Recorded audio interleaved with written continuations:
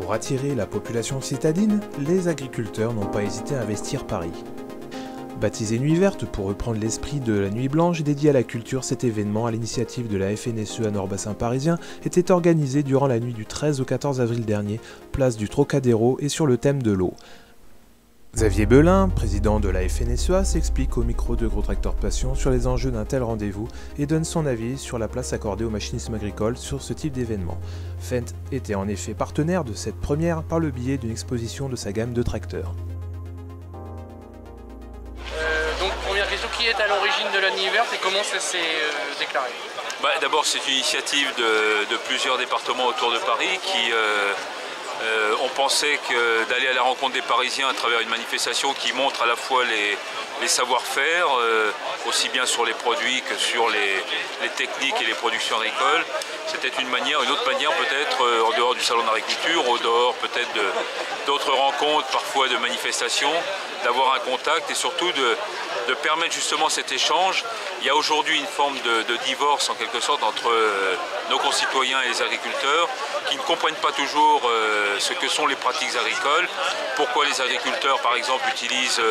des engrais, des phytosanitaires, pourquoi ils irriguent. C'est le moment là justement de leur raconter une sorte de belle histoire autour de l'agriculture et de faire surtout un lien entre leur alimentation et puis l'agriculture. Vous avez associé la machine agricole à cet événement, qui en est à l'initiative et qu'est-ce que ça apporte en plus? D'abord parce que la machine agricole elle fait partie de notre vie de paysans, elle est complètement intégrée dans les productions agricoles, mais en même temps c'est une manière aussi pour nous de montrer que la technologie, l'innovation sont au service non seulement au fond de la productivité de l'agriculture, mais également d'une capacité à rendre cette agriculture de manière environnementale plus performante, faire aussi en sorte que nous soyons plus économes en énergie, bref, faire en sorte qu'il y ait aussi cette relation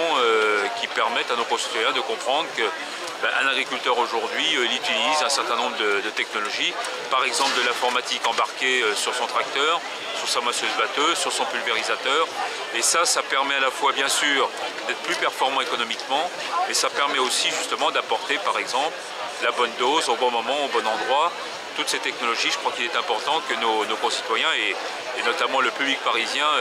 en aient à la fois une conscience, mais aussi peut-être un juste retour, en tout cas une juste appréciation. Le machinisme agricole et le tracteur notamment, c'est une vraie passion. Est-ce que ça peut être une passerelle pour attirer des jeunes vers nos métiers? Alors il est vrai que pour des jeunes qui s'intéressent à l'agriculture, il y a ceux qui sont intéressés parce que les métiers de la nature passionnent un certain nombre de nos jeunes, mais les technologies, et c'est vrai que la machine agricole y participe, ça fait partie aussi d'une forme d'attractivité, d'une forme au fond de capacité à transformer ce qui à l'origine peut être au fond une sorte d'intuition vers les métiers d'agriculture en un véritable métier, en une véritable passion. Donc voilà, je crois que c'est bien de pouvoir combiner tout ça. Et puis j'ajouterais que, puisque vous posez une question sur les jeunes, nous sommes très fiers en agriculture de voir que 94% des jeunes qui sortent de l'enseignement agricole ont un emploi à la sortie. Et dans les emplois, il y a bien sûr les emplois d'agriculture, mais il y a les emplois dans le machinisme, dans l'agrofourniture, dans l'agroalimentaire.